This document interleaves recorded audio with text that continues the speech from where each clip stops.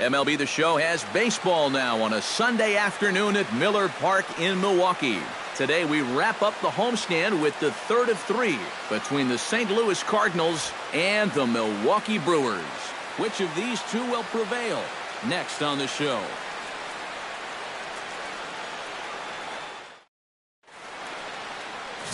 Junior Guerra gets the ball in Game 3 of the series.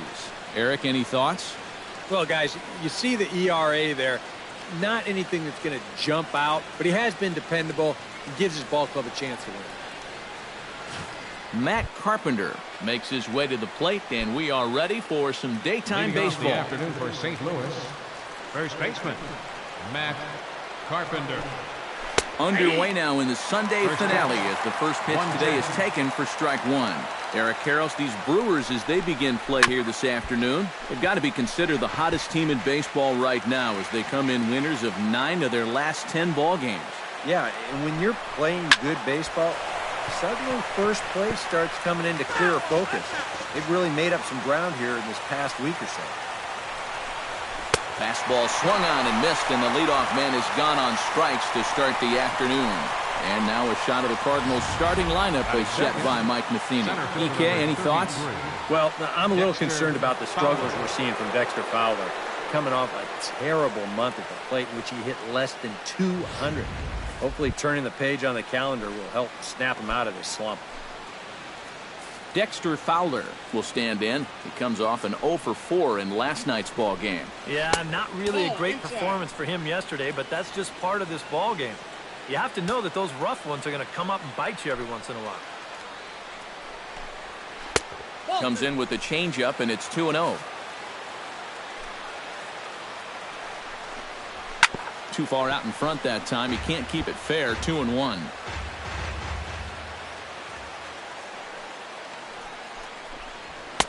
He's fallen behind now. 3-1. And this is one guy you want to make earn his way on. If you walk him, he can make it cost you with that speed of his. Tap fouled at home plate.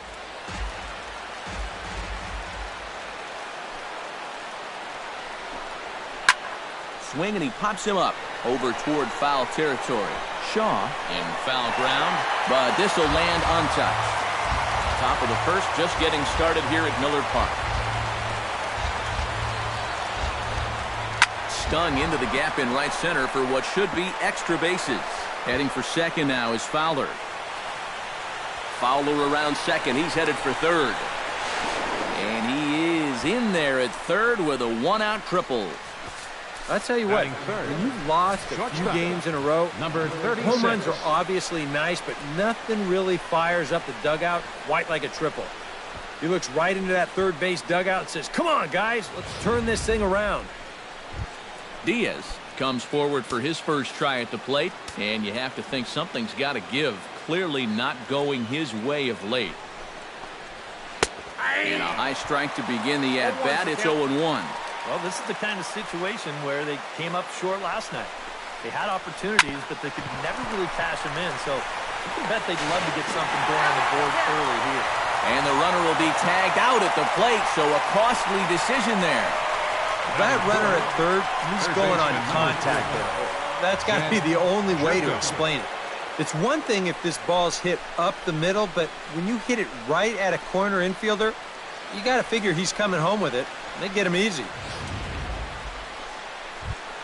Jed Jerko will stand in, and as you can see, the numbers away from home has been much better once he gets out on the road.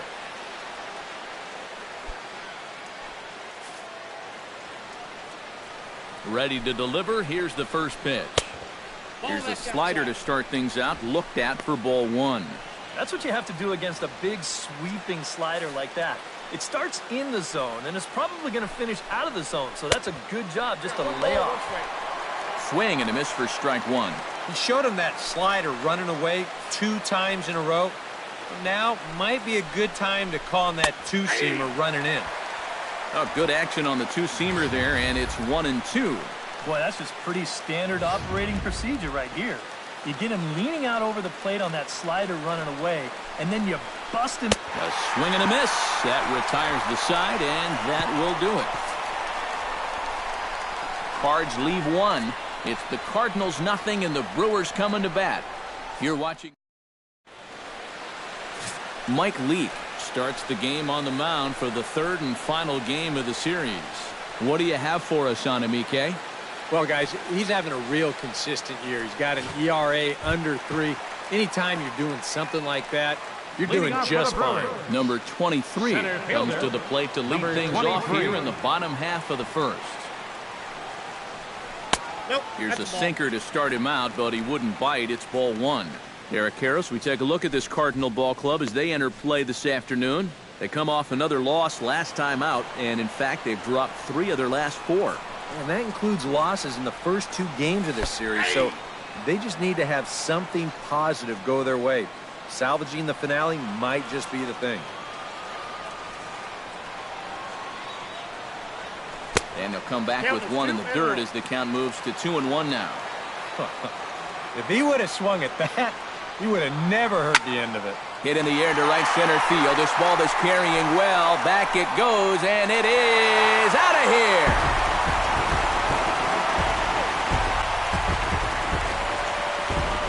So it's a solo home run to lead off the bottom of the first. Number 13 for him on the year. As the Brewers get on the board first, it's 1-0.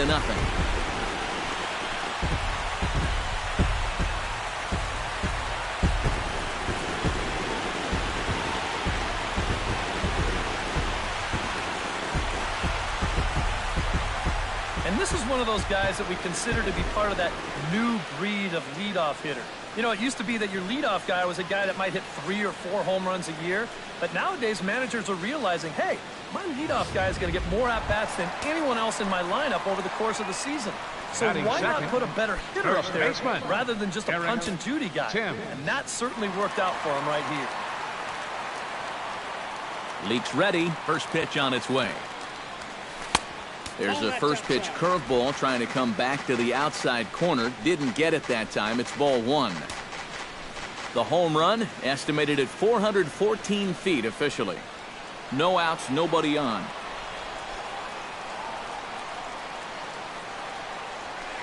And he won't bite at that one either. It's 2-0.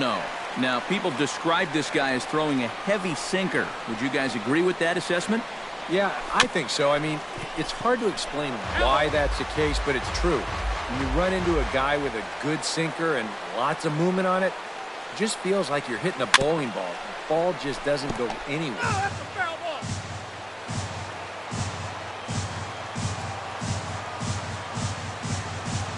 And he looks at a cold strike 3 as the cut fastball's in there, and that's out number 1. And with that, time to take a glance at the starting 9 for these Brewers. Eric Karros, who you focused on? Well, Matt, I think you got to keep an eye on the Hebrew Hammer, Ryan Braun. He sports a batting average with runners in scoring position over 300, so you could say he relishes in those big moments. We'll see if that's the case in this one. I've got to say, even as a right-handed hitter myself, there's something about a left-handed hitter's swing that's really fun to watch when they square one up. This is a cut fastball, but you see the nice extension, the good follow-through, and he just rips it into center field. Swinging a liner toward the gap in left center. And that's into the outfield for a 1-out base hit. Throw just does beat him to the bag, and that was pretty close. Oh, my goodness. I'll tell you, if I had a base hit taken away by a runner getting forced out by an outfielder, well, you'd have to put a straitjacket on me because, you know, I didn't get many hits.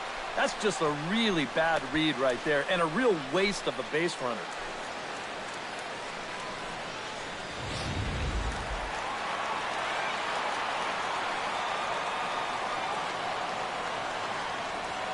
Stepping in now, Brett Phillips.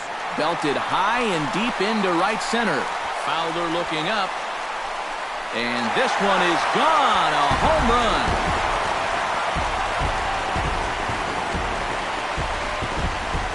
So it's a 2-run shot to right center. And the Brewers have now taken a 3-0 lead.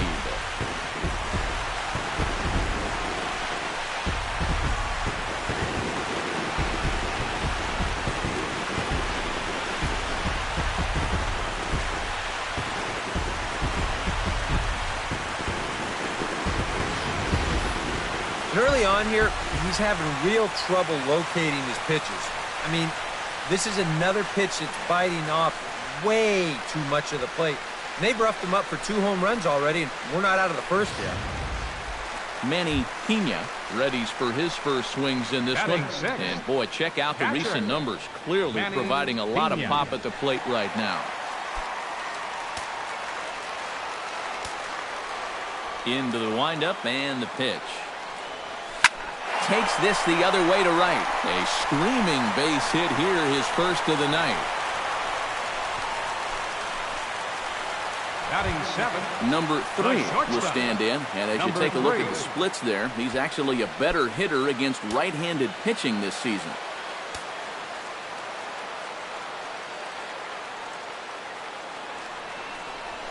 Started to go down after it, and he couldn't hold back. It's strike 1.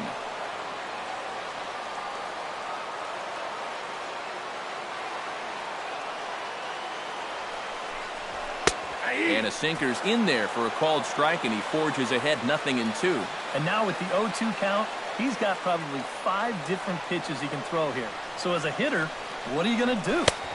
Not a bad pitch there with 2 strikes, but it misses 1-2.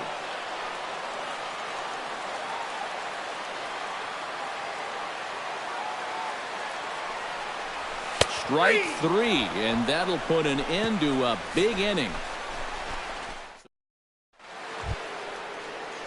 Stephen Piscotty will stand in, and he wasn't alone in wearing the collar in last night's ball game, in which the team could muster all of 1 run. You know, guys, we all know that those kind of games are going to happen in this sport. It's a tough game out there, no matter who you are. But the good ones are able to put that day behind you and go out and focus on the next game.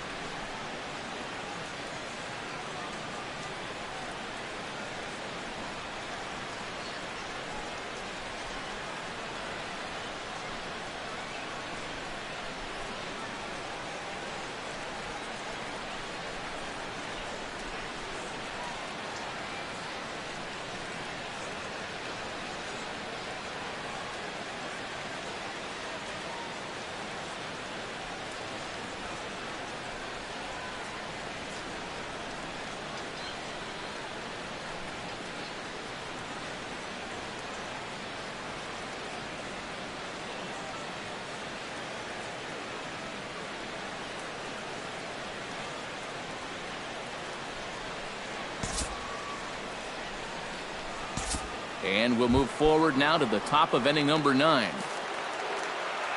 Leading off the inning, Jed Jerko. And they'll need him to get something going here.